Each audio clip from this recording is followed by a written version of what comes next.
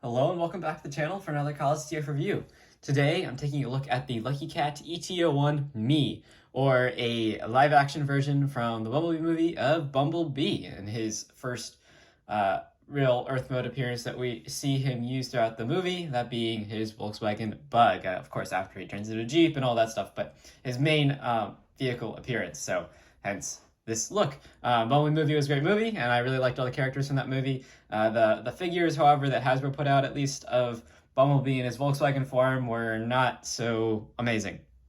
And so this guy, though, however, is insane, especially for his tiny size. And we'll get into my thoughts on this figure in a little bit, but you can pick yours up from Showzi's store. Check out the link in the description below. This guy is legend scale, so he is tiny, very tiny. So let's get into the review. So first we'll take a look at the packaging. Nice simple cardboard box from Lucky Cat here. Cool, like stenciling of him on all sides of the box. There is the bug on the back. Honor to the end. Not sure what that's in reference to, but nonetheless, that's the box. Here are your instructions. They are online. So if you want to scan, go ahead and scan, free scan. And then you also get a whole bunch of accessories, but first let's get into the figure, which I already do have a few of the accessories on him. So he is quite an impressive looking Legends figure. This guy is very small. I'll bring in the I'll bring in an Optimus Prime later for comparison. That being the Metagate. Sorry, stuck on the name. But you can look at this guy. If I told you this guy transforms in this size, I don't know that I certainly wouldn't have believed it at the time of the Bumblebee movie that a figure like this would exist. But he is really impressive. So as you can see, he does come with this really nice arm cannon, nice gray paint on the ends in yellow, and that does just plug into his forearm. You can plug it into either forearm. So just like that, I just invert the hand so that you see the yellow. Nice little fists. So you get the gun, then you also get two blades. So here's one of them. Nice yellow blade, a lot like the Studio Series figure. Just tabs on to his forearm via that tab. Then in here, you get the remaining accessories. This guy definitely comes with, I would say, just about everything you'd want from Bumblebee movie Bumblebee in any scale. And it's amazing that it's, in fact, Legends. Then you also do get another arm blade. This one's like double-sided, chainsaw-ish style blade, opposed to the more pointy, scalpel-ish blade. You also get two just open jazz hands. These things are so tiny, very hard to show off. You can see the back's been painted yellow, just like his fists. So fun little accessory. If you want some more dynamic posing to his hands, of course you can't transform him with those hands on. Or any of the weapons. And you also get his battle mask, and that's really easy to swap out. You just pull off his face and pop on, or his head, and pop on the battle mask. Also a great look. You can transform him with either head sculpt on. You can see nice detailing there, nice blue for the eyes, bug eyes. Very cool. I'll leave the current head sculpt on that. Apologies, knock the camera, there we go. Just take a look at the details of this head sculpt. Really nice silver all the way around Hasbro. Look at that, all silver. Nice blue eyes. Nice silver for the chest. Some nice detail here at the torso. Nice detail on the arms as well, all throughout. And this guy's loaded with joints, both for transformation and for robot mode, but amazingly, he is not that finicky in either mode. The transformation's a little bit finicky, and I will be honest, the plastic is definitely a little bit thin. Does it feel like it's gonna break? No. It's definitely durable, but it is definitely thin for how small and all the different panels you can see. Like this is actually all the front of the car is down here, which is really insane. They actually kind of definitely nailed the CGI of this guy. Looks really good. Really, really good. Just get all these accessories out of the way. You can see they just come packaged nicely in your kind of standard plastic box. Alrighty. So just a closer look at this guy again. Let's get into some articulation. So the head is, again, on that peg, so he can look side to side.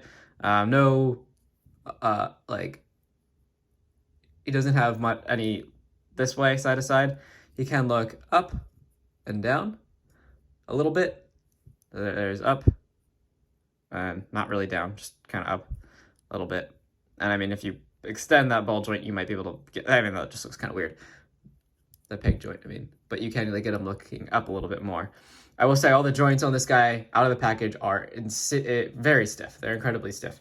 So it takes a little bit of finagling to get everything to work the first time, and sometimes ball joints pop off the first time you're transforming him.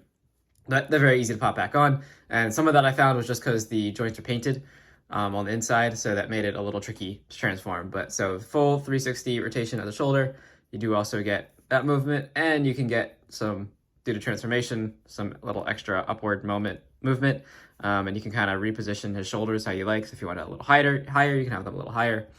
Then you do get rotation at the bicep, full 360 range. Then you do get two joints here at the elbow. So you get this joint at the bicep plus an elbow joint. So you get full arm bend there. You do also get that elbow rotation because it's a ball joint. The wrists are on a ball joint as well. So they rotate the full range and move in and out. So really impressive articulation for such a tiny little figure. My hands are like blocking him the whole time. That's not because I have huge hands. This guy's just very tiny. On the back, he does have his door wings and stuff. The wheel wells here are a little inaccurate. I think they should be on the inside or just completely concealed because I believe in the CGI all you see are actually these little door wings on the back, but it's pretty darn close. It's the closest I've seen. So they can hinge in and out and move up and down. You can move the whole top wheel section as well. So lots of dynamic posing you can get out of those. A little bit of a waist swivel, not very much. And swiveling the waist does hinder his leg articulation a little bit, but you can get a little bit of swivel there. Then he can kick very high, nice high kick. And he can also kick back very far until he hits his door wings. You can move those out of the way. Then there are two joints in the knee here. So if you wanted him to stand a little taller, you could extend that joint. But that's largely there for transformation and just for knee bend. So you get nice about 90, a little past 90, depending on how you maneuver all those joints. So that is very nice. You also get a rotation there at the knee. And then at the feet, you do get ankle tilt in and out until you hit some of these side pieces, but you can get out decent way. You can get back a little bit and you can get forward a good bit. So pretty incredible articulation on a figure that's so already insanely complex. Like if you own the Studio Series figure, you'll know that that whole top of the car, you know, he's kind of a shell former and the whole top of the car sits in back here. But like you can see how complex the paneling is all in there. It's all stows inside of this guy. So the transformation we'll get into in a minute is a bit complicated, but it makes sense once you do it a few times. It might be a little too much, I would say, for a legend scale figure, just because it's so tiny and all those joints get very small at that level. It's an impressive amount of precision, I would say, that Lucky Cat's pulled off with this guy, but they are a little tiny. Like on a masterpiece scale figure, it would definitely be a pretty good transformation, I think. It would be not bad, or at least on a mainline scale figure, it would be a little easier to maneuver, but on a figure this tiny, it is a bit tricky, but it's definitely worthwhile. So as a comparison, here is the Metagate Optimus Prime.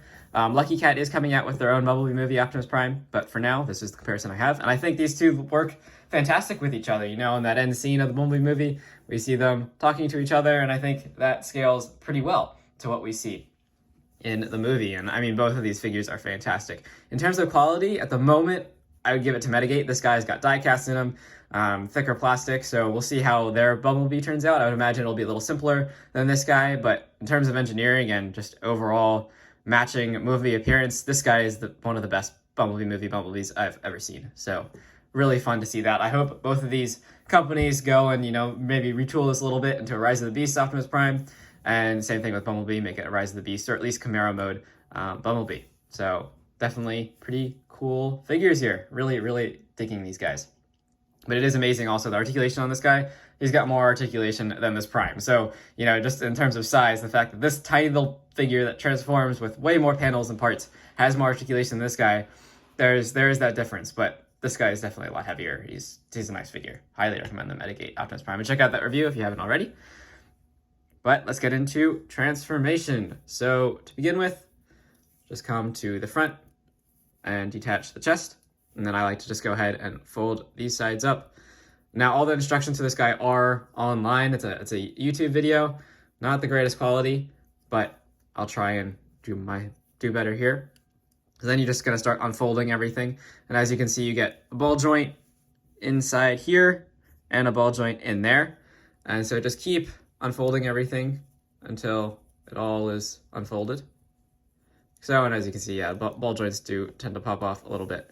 But so then what you want to do is rotate here around the head area. So rotate that all the way around, and then rotate this section all the way around, like so. Get that all straightened out. Next, this is probably the hardest part of the transformation, is getting these arms inside. So they're on this double ball joint here, right? You've got ball joint there, then like a little arm piece, and then a ball joint that connects into the shoulder. And you need to rotate this whole section all the way around. So you just want to hinge up and then bring it all inside. And I found the first time I did this, and honestly a few successive times after that, it's very hard to get this ball joint to want to, the one at like the base by his head, to actually want to rotate. It just takes a little bit of force, a little bit of patience, and you'll get it in there. It's also, I'd recommend turning the head around now too. You want that to turn the other way. So let's just situate in there like so.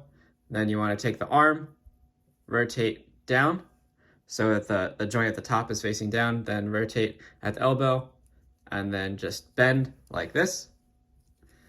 And then all of this should tuck up. Oops, sorry. You want to rotate this the other way. So you want it to look like that. And it should all tuck up inside like this, and just keep the fists so they're oriented to the inside. And you do, so see how this is still sticking out on the side a little bit? It means I haven't pushed it in quite far enough yet. So just a little more finagling and it'll get in there. Alrighty. Now, same thing on the other side. So you just want to pull this arm up and then turn it around on that ball joint. Which again is a bit easier said than done. I have found sometimes it is useful to just pull the head off entirely. That way you avoid causing any scratches to it. A few times I've had to completely pop off the arms actually to do this part. So this part is definitely tricky. But just take your time. It'll get there. So just for the sake of the video, this is hard to do on camera. So I'll just pop the arm off and it just pops back on. Nice ball joints. So solid quality materials they used on this figure for sure. And pop that head back on. This transformation I've done without popping any of the parts off. It's just on camera. This is pretty difficult to do. So, all right. Now the arms are all inside where they need to be. Then we just want to rotate again at that bicep. So you have this top joint facing up. Then rotate the elbow. So now the forearms facing down. I like to just, I don't know if the fist orientation really matters. Just pull them inside like this, just so they're as minimized as possible. And bend like that. Straighten everything out as much as you can. Then you want that roof line to be flat and stick the fists up through there. So that's largely what you want the front of the vehicle to be looking like. Then you can come to this chest section here, and this will just kind of slide underneath everything like that. Now for the legs here. So I like to actually go ahead and bring these door wings down right now. And they are also on that kind of double ball joint. So you just want to rotate them in past this little piece here on the back. And then there's a tab slot connection. So you get, there's a little tab on the inside of the door wing here, and a tab on the roof panel here, and a slot on the inside of the door wing. And that just tabs in like that. And it's just a matter of, making sure everything's straightened out the way it should. Same thing on the other side. Rotate this all around. Situate the door inside of that. Make sure, though, that the rear bumper, this section, stays up. You don't want that to cross in front and end up on the wrong side of the car. So then it's just a matter, again, of lining up all the panels here, making sure that roof is laying flat.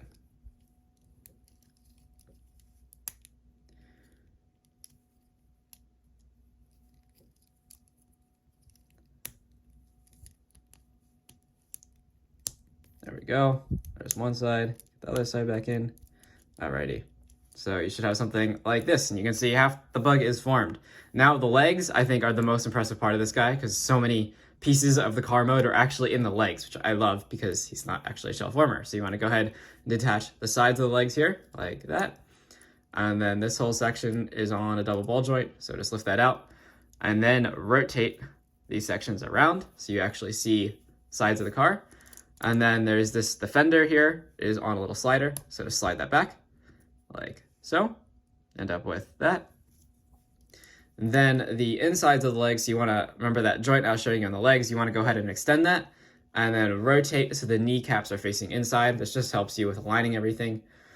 And for now, just keep the door panel out of the way so we can work on the front of the car, which is in his feet, obviously.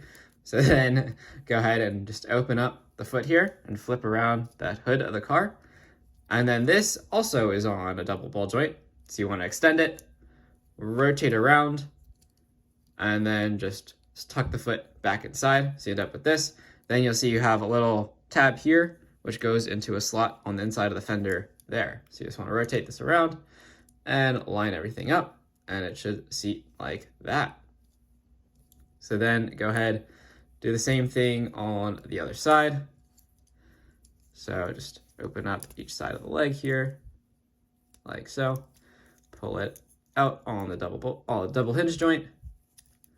Amazing amount of little joints on this guy, and they all feel pretty durable, I will say. All the joints are durable. I mean, even the ball joints, you pop them off, but they pop right back on. No signs of wear. So pretty well done, I would say, pretty well done.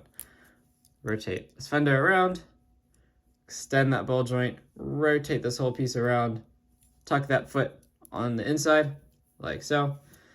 Then rotate this around, stick that up, stick it under the fender, extend the knee, and rotate to the inside. So now you're left with something like this. And the instructions, they want you to combine the two halves now, but I find they just come untabbed anyway. So now this part's a little tricky. So there is a slider joint on this piece in here. And so you want to, as you're maneuvering all these parts in place, kind of push it in so that it sticks out. So now it's sticking out a little bit there, and it'll actually stick out a little more as we maneuver parts around here. So just make sure everything is lined up where it's supposed to be. You don't want the shoulders tucking too far inside there, because that needs to sit flush. So now there's a lot of tab slot connections. So on the insides of the wheels here, there's a little tab that slots into the thigh here on each side. Plus then there's a slot here for this tab. There's a slot here on each side that goes into this front piece. And then there is also the front tab slot connection. So it's just a matter of lining all of that up, and you got to make sure that this back section sits under that rear wheel.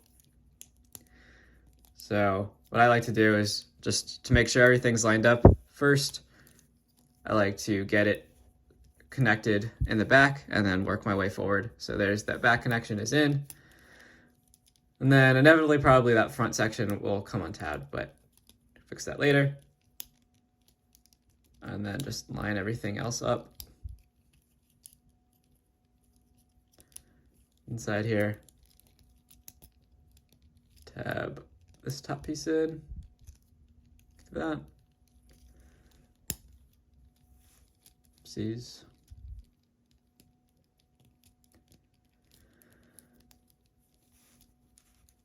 All right. Get in there, get in there. It does all secure itself once you get both sides in place. It does solidify. It just takes a good bit of finagling, messing around with the whole figure to get everything situated where it needs to go.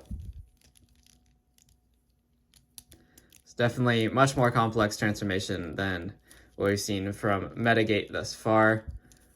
Lucky Cat is definitely taking it to the next level here with their MEE. Side is not quite lining up.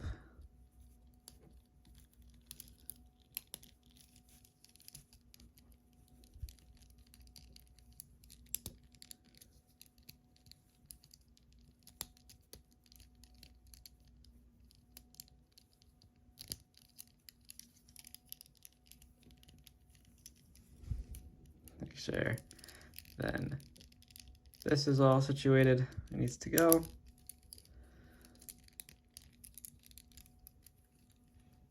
Just getting this little bender piece back in there. That. Alrighty. Tab back on the roof. Secure all that. We're getting there. Line up those little fender pieces, and that's pretty good. Here is MEE in his alt mode. This piece doesn't want to sit quite where it's supposed to go. Very close though, we're very close. Yeah, this piece, you can see this side lined up nicely, but for whatever reason, I just couldn't get this side to line up quite right on camera here. Give it one more shot.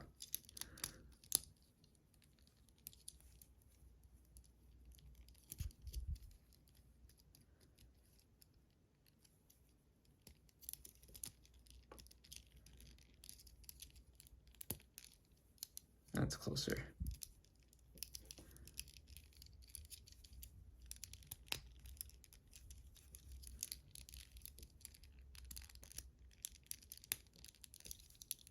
There we go.